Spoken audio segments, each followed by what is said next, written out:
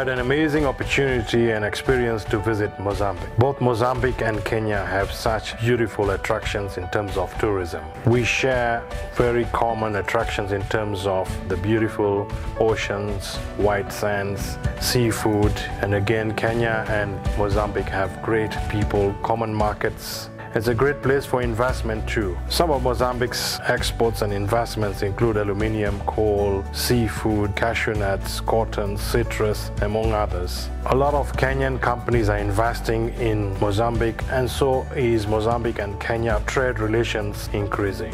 Serena Group of Kenya have a beautiful hotel right on the front of the beach at Maputo, and other companies such as Britam, Bidco Africa are already trading with Mozambique markets. During our investor and trade meetings in Mozambique recently, the private sector is to grow trade and partnerships and investment in both regions to result in high exchange of culture, sports, business, manufacturing, food security, housing, among other industries are going to grow very fast, making Kenya and Mozambique business relationships very important for both the people of Kenya and Mozambique, especially for employment, trade, and for business in general.